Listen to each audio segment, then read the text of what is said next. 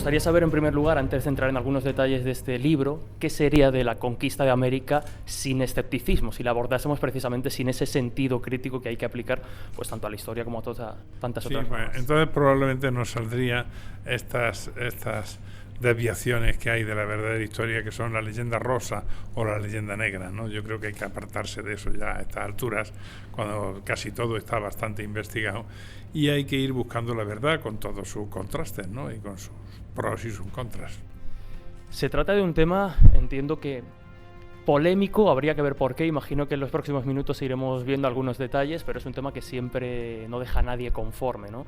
Desde luego merece abordarlo con fuentes, con información, y hacías mención precisamente a dos conceptos, que es el de la leyenda negra. Sí. No sé si somos el único país que contamos con esa leyenda negra, España en este caso. Hombre, principalmente, es decir, cada país tiene sus cosas, ¿no? Pero principalmente somos nosotros, sí, efectivamente, a nosotros nos ha cogido de pleno, tiene sus razones históricas, pero tenemos una leyenda negra que es difícil de borrar. Es complicado, además, y precisamente justo mientras estaba repasando el libro, hay una serie que precisamente ha estrenado ahora Amazon Prime, una de las plataformas de bajo demanda más populares, que es Good Omens, una adaptación de Terry Pratchett, Neil Gaiman, y recuerdo que en esa serie se hace mención a la Inquisición española, solo se habla de Inquisición española, no hay otra, y pensaba precisamente en ese concepto de leyenda negra que se repasa en el libro. Bueno, en el caso de la Inquisición hay un porqué, ¿no? Y es que nosotros suprimimos la Inquisición en el primer tercio del siglo XIX. Los demás países la habían suprimido, sus inquisiciones, se llamaran o no así, la habían suprimido a lo largo del siglo XVII o a principios del XVIII. Y eso ha hecho que parece que la Inquisición solo ha existido en España, cuando todos los países europeos y algunos han tenido unas inquisiciones mucho más sangrientas que la nuestra.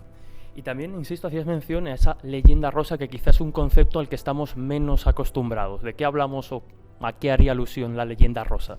Bueno, sobre todo en la época del franquismo, Franco tenía aspiraciones imperiales, como es sabido. Franco pretendía que Marruecos, el Oranesado, gran parte de Guinea, todo eso fuera un imperio español, ¿no? Es decir, de algún modo quería remozar el antiguo imperio español perdido, ¿no? En otro sitio, en África. Entonces se valoró mucho, en la época franquista, como digo, se manipuló mucho la historia y se valoró la reina católica, el imperio, los conquistadores, todo eso se transformó, se hizo una leyenda rosa, ¿no? Los españoles habían ido a América a evangelizar, gracias a lo cual y todo era heroico y todo era maravilloso, ¿no? Obviamente tampoco responde a la verdad. Lo cierto es que, bueno, hablando tanto de leyenda negra como de leyenda rosa, como del color que se le quiera poner, lo cierto es que todo es siempre una escala de grises, ni tan buenos ni tan malos. Como todo en la historia. Y en este libro se ven bastantes ejemplos, iremos repasando algunos de esos personajes con luces y sombras. Sí. Por ejemplo, el primero de ellos, el que siempre viene a nuestras cabezas cuando se habla de la conquista de América, que sería Cristóbal Colón. Un personaje, bueno, un tanto ambiguo, podríamos decir, y del que no se tienen demasiados datos. Por ejemplo, su nacionalidad es uno de los temas que más polémica genera. Bueno, eso está claramente determinado ya, ¿no? Era genovés y no tiene vuelta de hoja. Incluso en algún momento lo dice, pero como era tan embustero, pues a veces no se lo han creído, ¿no? Pero ya sabemos, porque tenemos datos notariales de la familia y todo, era genovés, pero él siempre ocultaba sus orígenes porque era de una familia muy humilde y él tenía aspiraciones a ser noble y a ser inmensamente rico, a esas dos grandes aspiraciones que son muy renacentistas, ¿no? Entonces, con Colón la cosa está clara. Después no era una buena persona, es decir, era un hombre, una moral un tanto dudosa, que cuando ve que no se puede enriquecer, porque él cree que va a llegar a las costas de Asia, donde según Marco Polo había oro en abundancia, etcétera. Cuando ve que no encuentra eso, ni especias tampoco, que es la otra gran fuente de riqueza para los europeos, pues cuando ve que no encuentra una cosa ni otra, dice, bueno, pero por lo menos los indios son mansos y se pueden esclavizar y venderlos como esclavos en Europa. A lo que Isabel la Católica se enfada y le dice, no, son mis súbditos de Castilla, con los mismos derechos que tienen aquí. Así es que de eso de esclavizarlos nada, ¿no? Así que digamos que la figura de Colón tenemos que entenderla también en su contexto, pero no es una figura tan agradable como también nos la ha vendido la leyenda rosa. Y precisamente hacías mención a las especias, y creo, si no recuerdo mal, es precisamente con ese argumento, con ese ejemplo con el que se arranca este libro de la conquista, porque hay que tener en cuenta, y el ejemplo que pones para compararlo en la actualidad, es comparar, por ejemplo, el precio de la especia con el precio de una droga tan cara hoy en día como la cocaína. Sí, efectivamente, claro. Entonces, hay que tener en cuenta, en Europa la única especia que se produce es el azafrán. Y todas las demás especias que eran imprescindibles para la cocina, para la cosmética, para adobar el vino y la cerveza, para muchísimas cosas, tenían que venir de donde se producen las especias, que es de las Islas Molucas y de la costa de la India. Entonces, claro, eso por la ruta de las caravanas, por la ruta de la seda, era carísimo cuando llegaba a Europa. Pero es que encima ahora, por el tipo de turcos que están dominando el terreno intermedio, no están llegando especias. Entonces tienen que espabilarse y dicen, ¿cómo llegamos? Pues por mar. Los portugueses escogen el lugar, rodear África para llegar a la India, y Colón lo que está vendiendo es que se puede, el mundo no es tan ancho como pensamos, y se puede llegar a la India y a la especiería, como la llamaban, atravesando el océano. Eso es lo que él hace. Y se topa con América, que era desconocida, y América es una barrera que los separa de la especiería. Lo que pasa es que la barrera ahora ya sabemos que abarca de polo a polo, por lo tanto no se podía atravesar esa barrera. Pero date cuenta, durante siglo y medio los españoles, la obsesión que tienen los conquistadores y los exploradores es el paso. Ellos tienen la idea de que tiene que haber un paso, y lo que quieren es quitarse de medio América y pasar a las Molucas en busca de especias. Si te gusta el misterio, pero no que te tomen por idiota, este es tu podcast. Atrévete a entrar en la guarida del dragón.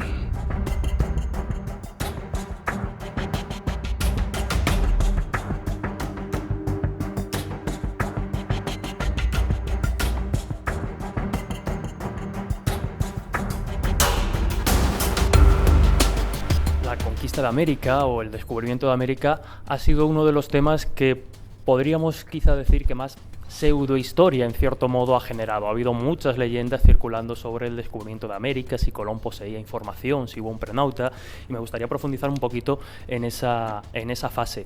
Hablando de especias precisamente, e incluso de hortalizas o de producciones como el maíz, recuerdo que siempre se ha hablado de que había determinadas representaciones en escultura de maíz en determinadas capillas, incluso en España, y algo que señalas en el libro y que yo personalmente desconocía, y entiendo que mucha gente también, es que, por ejemplo, el maíz ya se producía, si no recuerdo mal, en Granada antes incluso del descubrimiento. Otro tipo de maíz distinto, pero sí, maíz.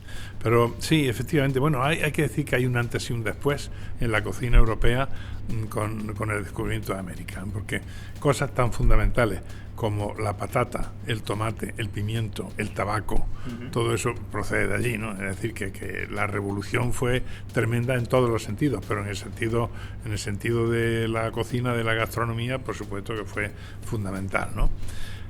Y ¿qué era lo otro que decías que no caigo ahora? Ahora te preguntaré precisamente por una hipótesis que creo que una señora... Sí, bueno, es seguro que Colón sabía a qué distancia de las Islas Canarias había islas. Eso es seguro. Eso quiere decir que alguien estuvo allí antes y que a él le dieron el chivatazo, digamos, de a qué distancia está, porque el problema era hacer aguada. Si no hacías aguada, se morían de sed los tripulantes de las naves. Y en segundo lugar, él sabía por dónde había que ir y por dónde había que volver, aprovechando la corriente del Golfo y aprovechando también los vientos alisios, ¿no? Entonces él va por el sitio por donde hay que ir y vuelve por el sitio. Evidentemente alguien se lo había contado, pero no tenemos noticia fehaciente de quién se lo pudo contar. De ahí vienen las especulaciones. Desde que pudo sacar esa información. Y luego, por otra parte, cuando decimos, no, a lo mejor lo descubrieron los fenicios, a lo mejor, pues mira, si lo descubrieron los fenicios, hay más inscripciones fenicias en América que en todo el Mediterráneo. Todas falsas. Pero es que el día que encontremos una que sea verdadera, si alguna vez se encuentra, pensaremos que es falsa. Es decir, que es lo que desde el punto de vista arqueológico se dice un yacimiento machacado, porque las falsificaciones. Y 4 bromistas se llevan un denario romano verdadero, comprado a un anticuario aquí, lo entierran allí, así que no nos podemos fiar casi de nada, ¿no? Pero ya en la época de Colón hay algunos datos que nos dicen que probablemente habían llegado europeos antes, ¿no? Pero no tenemos datos fehacientes.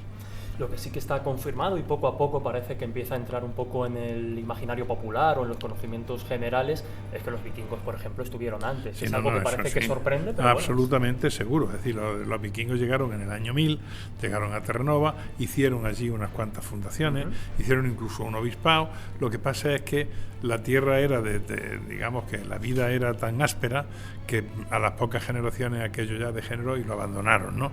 Pero si nos ponemos en plan absolutamente riguroso, los primeros europeos que sepamos fehacientemente que llegan a América son los vikingos.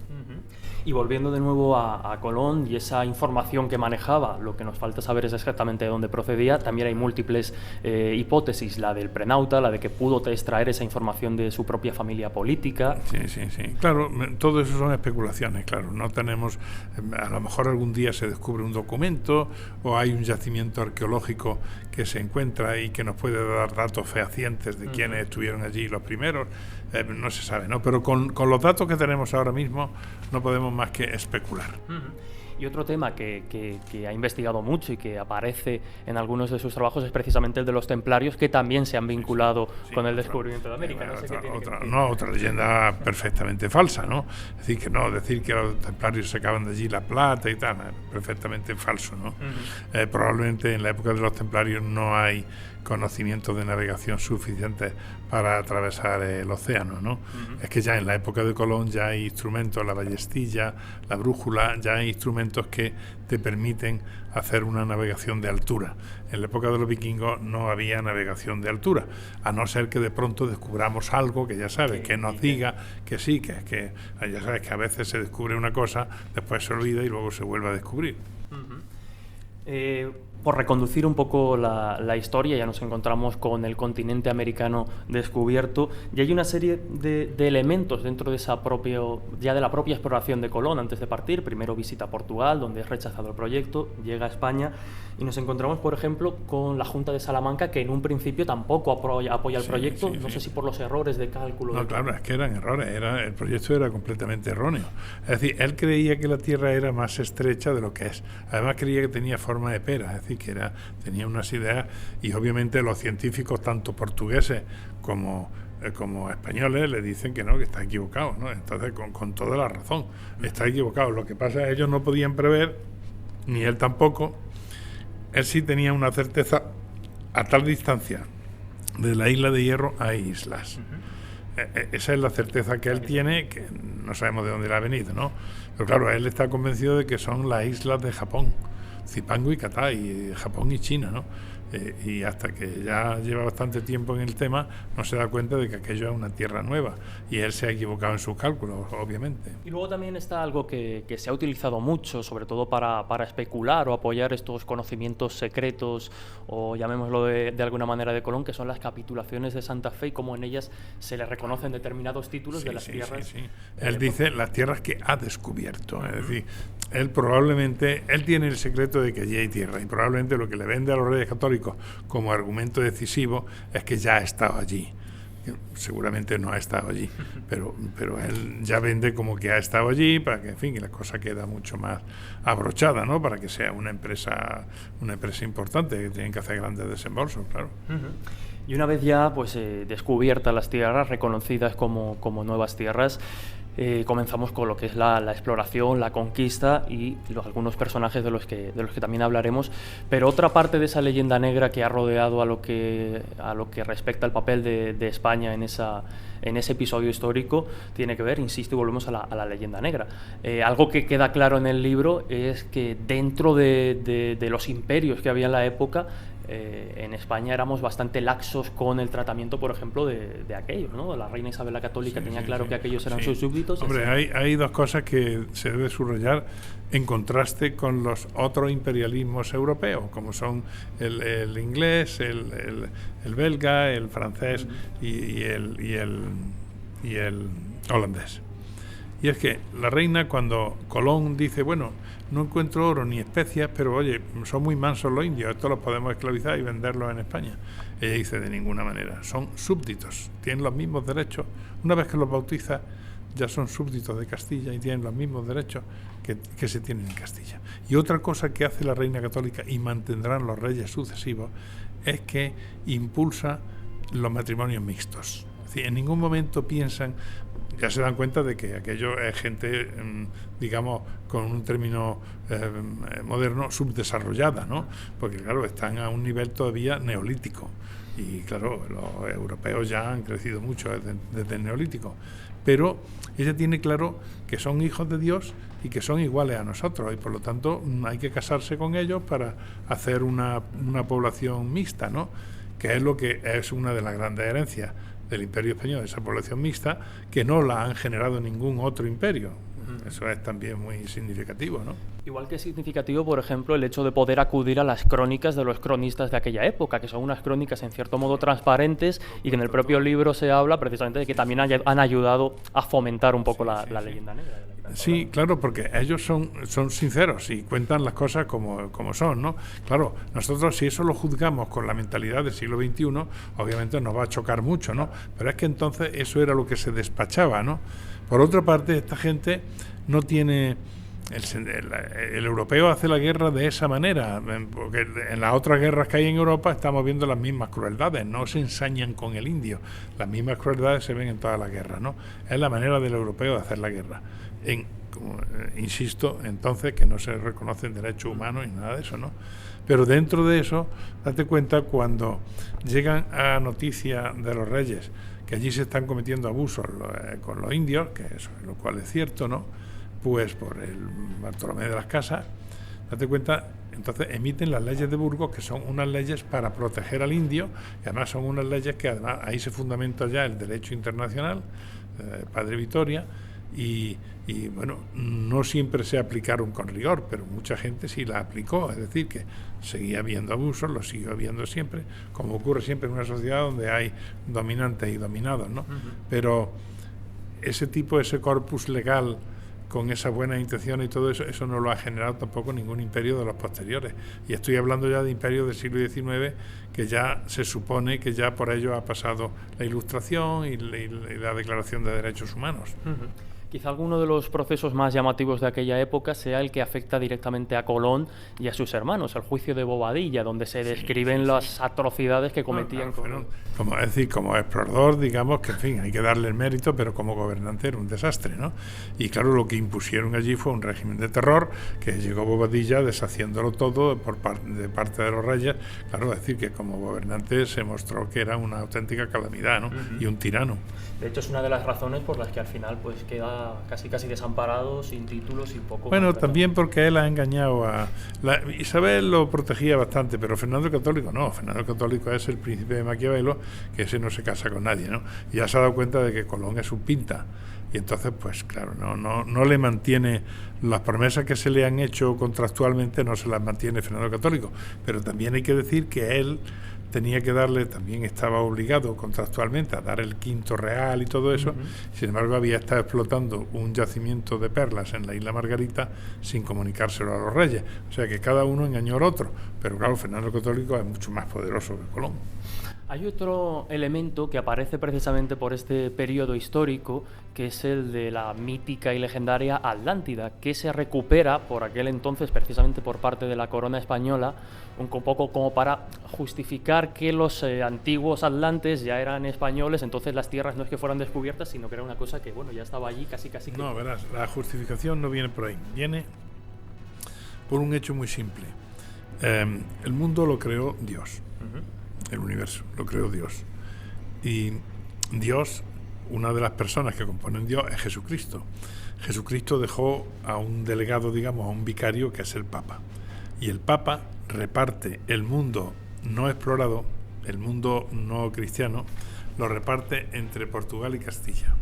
Por lo tanto, esos son los títulos que tienen los castellanos para conquistar esa parte, lo mismo que tienen los portugueses para la otra parte del mundo.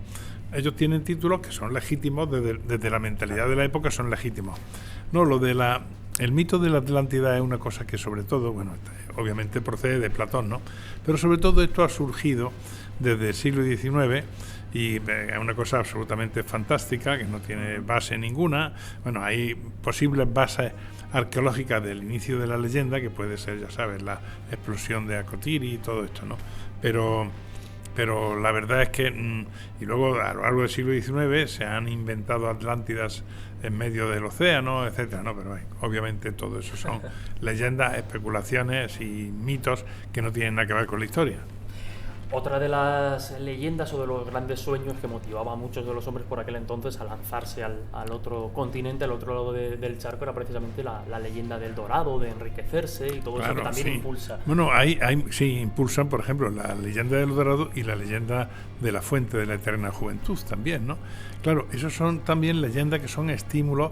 Aquella tierra ellos la ven de pronto tan extraña, tan nueva, que se pueden creer cualquier cosa de ella, aparte de que ellos de por sí son crédulos en esta época, ¿no?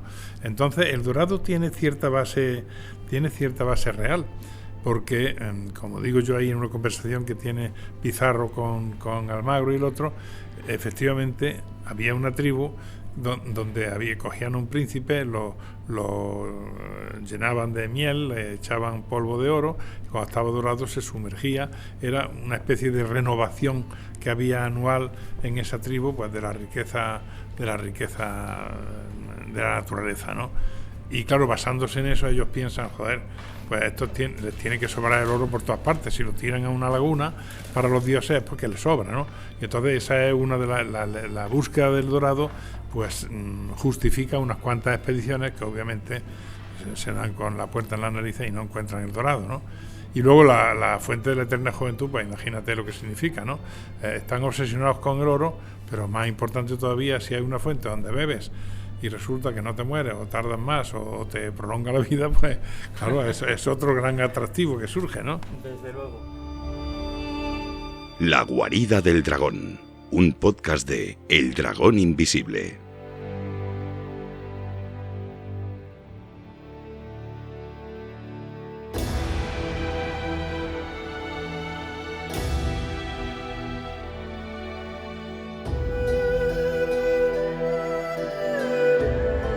De los mitos que se rompen o que quedan claros en la conquista de América es contada para escépticos, y es una frase que se repite a lo largo de algunas entrevistas que has concedido, pero que es muy interesante, y es que, digamos, la guerra la hicieron los indígenas y la independencia los españoles. Es un detalle muy importante. Claro, es importantísimo, sobre todo cuando lo confrontas con la leyenda negra, ¿no? Es decir, cuando llega Cortés a México, encuentra con que hay un poder central, que es el mexica, mal llamado azteca. Ese poder central está sojuzgando a una serie de pueblos de los que abusan con unos impuestos tremendos, y encima se les llevan gente en la guerra florida para los sacrificios, porque son unos dioses que exigen sacrificio. Pues ya sabes, y además, ¿en qué consiste el sacrificio? Muy desagradable. Te abren el pecho con un cuchillo de obsidiana, te arrancan el corazón en vivo. Con la mentalidad de un español del siglo XVI, pues en fin, no tienen mucho amor a las culturas distintas, sobre todo si esta es la cultura, ¿no? Es decir, ellos están acostumbrados a la misa y dicen, bueno, coño, qué manera de adorar a Dios es esa, ¿no? Pero sobre todo es que estos pueblos apoyan a Cortés, que cuando más soldados tiene y no son soldados, muchos son colonos, 1.600. Se enfrentan con una sociedad guerrera que tiene decenas de miles. Entonces, ¿cómo son capaces de sojuzgarlo? Pues porque todos los pueblos están apoyándolos a ellos, están apoyando a los españoles para suprimir el yugo mexica. Hacías mención a ese concepto de guerra florida, que si no me equivoco era una guerra que se hacía exclusivamente para captar a gente que luego prisioneros, sí, para otro... solamente no le interesaba matar a nadie, ¿no? Claro, ese es también el contraste. Se enfrentan con europeos que saben que en la guerra lo que tienen es que degollar al enemigo. Hay una ocasión en que capturan varios mexicas, capturan a Cortés. Hombre, lo inteligente desde el punto de vista europeo, si es el que dirige al ejército contrario, es cargártelo sobre la marcha, ¿no? No. Pero no, quieren llevarlo para sacrificarlo a los dioses, con lo cual dan lugar a que los españoles lo rescaten, ¿no?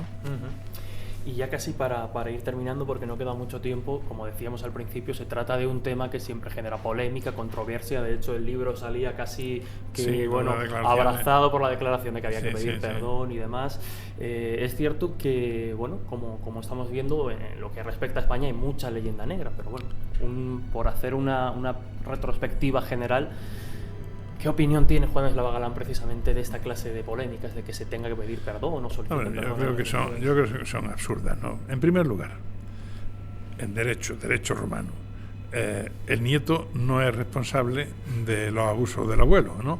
Entonces, claro, nosotros, España, no somos responsables de lo que pasara entonces, suponiendo que entonces que aquello fuera un abuso y tal, ¿no? En segundo lugar, siempre están con el espantajo de que aquello fue un genocidio y tal, y ya sabemos, tenemos datos fehacientes de que los europeos llevamos allí enfermedades desconocidas y eso ocasionó una gran mortandad, del mismo modo que ellos nos pagaron con la sífilis, que era desconocida en Europa, ¿no? Y me parece que es simplemente una cabeza de turco que toman de vez en cuando con España, cuando son países fallidos por lo que sea, ¿no? Pues lo más cómodo es decir, es que claro, la herencia que tenemos españoles, pero hombre, los españoles os dejaron iglesias, catedrales, universidades, carreteras, industrias, lo mismo que en España, ¿no? Con más o menor atraso, pero lo mismo que en España, eran provincias españolas, no eran colonias, eran provincias españolas. Y ya después de 200 años que han pasado, ya seguramente la responsabilidad de los españoles se diluye, ¿no? Habrá otras responsabilidades. Si tú tienes un país inmensamente rico, como son casi todos ellos, y lo tienes muy mal administrado y socialmente es un desastre, hombre, pues no hay que echarle la culpa a los españoles, que se fueron hace más de 200 años. Y hay un pequeño detalle por el que se me olvidaba preguntar antes, y es precisamente el de las enfermedades, que fueron en gran parte causantes precisamente de ese genocidio, de esa matanza. Eso ayudó mucho a la conquista, porque la enfermedad siempre se adelanta al español. Entonces, cuando llega Cortés a México, ha habido recientemente una tremenda mortandad por las enfermedades que han llevado ya los españoles, ¿no? Que se le van adelantando. Y lo mismo pasa con la conquista del Imperio Incaico. Y encima son enfermedades que causan además la ruina de las casas reales, porque hay siempre problemas dentro de la casa real porque ha muerto el emperador, etcétera, ¿no? Es decir, que de algún modo también coadyuvan a la conquista. Genial, pues hasta aquí yo creo que... Un placer. Busca ya La Guarida del Dragón en iVoox y Apple Podcast y suscríbete para estar al tanto de todas las novedades de este nuevo proyecto realizado por el equipo de El Dragón Invisible. Cada semana un nuevo episodio y muy pronto muchas más sorpresas. Material inédito, exclusivo y complementario con el que disfrutar cada semana de nuevas aventuras. Atrévete ya y busca La Guarida del Dragón en iVoox y Apple Podcast. La Guarida del Dragón, un podcast del Dragón Invisible.